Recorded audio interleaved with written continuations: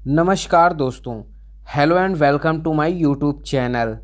कृपया वीडियो को लाइक करें, सब्सक्राइब करें, शेयर करें और आपके कुछ सवाल होंगे तो नीचे कमेंट में आप पूछ सकते हैं। आज आपको बताते हैं कि चोरी करने पर कितनी सज़ा होती है और चोरी, लूट और डकैती में क्या फ़र्क होता है। आईपीसी की सेक्शन 378, 379, 390, 392। आज हम जानेंगे कि चोरी क्या होती है और चोरी करने पर कितनी सज़ा का प्रावधान किया गया है। साथ ही अंतिम में हम जानेंगे कि चोरी, लूट और डकैती में क्या फ़र्क होता है।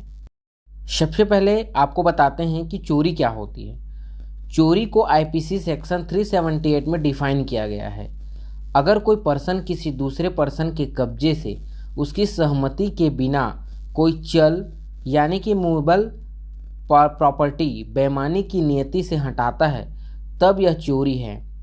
चोरी में 3 चीज़ें काफ़ी इम्पोर्टेंट हैं। पहले तो यह कि प्रॉपर्टी मूवेबल होना चाहिए, यानी उसको एक जगह से दूसरी जगह मूव किया जा सकता हो। दूसरी यह कि प्रॉपर्टी ओनर की सहमति के बिना ली गई हो। और तीसरी कि प्रॉपर्टी को बेईमानी की नीयत से लिया गया हो।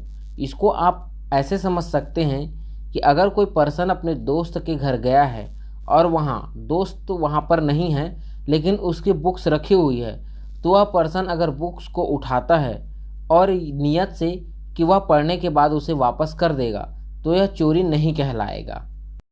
हालांकि आपको बता दें कि यहाँ पर प्रॉपर्टी मूवेबल है, बुक को एक जगह से दूसरी जगह मूव किया जा सकता है और यहाँ पर ऑनर की सहमति भी नहीं ली गई है।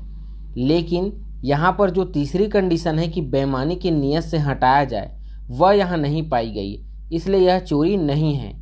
लेकिन अगर वह पर्सन बुक्स को इस नियत से हटाता कि वह अब इसे कभी भी वापस नहीं करूँगा करके और बेईमानी की नीयत से हटाता, तब यह चोरी कहलाता। इसमें एक और कंडीशन होती है कि प्रॉपर्टी को किसी के कब्जे से लेना। इसलिए अगर आपको कोई चीज़ें कहीं पड़ी हुई मिलती है और आप अगर उसको बेईमानी की नीयत से उठाते हैं तब वह चोरी नहीं होगा, क्योंकि वहाँ पर कब्जा नहीं पाया जा रहा है। आपको बता दें कि चोरी करने पर कितनी सज़ा होती है और इसमें बेल का क्या प्रोविज़न है। अगर कोई चोरी करता है और उसे दोषी करार दे दिया जाता है तो उसे आईपीसी सेक्शन 379 के तहत कम से कम 3 साल की जेल या जुर्माना दोनों से पनिश हो जाएगा। आईपीसी सेक्शन 379 चोरी करना एक गैर जमानती अपराध है। इस कारण इस मामले में तुरंत जमानत नहीं मिलती। ज़्यादातर इसे सेशन कोर्ट में जमानत खारिज हो जाती है। लेकिन अगर सेशन कोर्ट से जमानत खारिज हो जाए तो आप इसे हाई कोर्ट में जमानत की एप्लीकेशन लगा सकते हैं। सेक्शन 379 चोरी करना एक समझौता यानी कंप्रोमाइज़ है। अगर प्रॉपर्टी का मालिक चाहे तो समझौता करके मामले को वहीं ख़त्म कर सकता है। आपको बताते हैं कि चोरी, लूट और डकैती में क्या फ़र्क होता है। पहला आता है चोरी।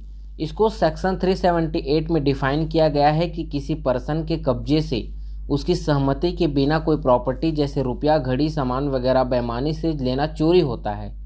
इसके लिए जनरल पनिशमेंट 3 साल तक की जेल या जुर्माना या दोनों हो सकती है।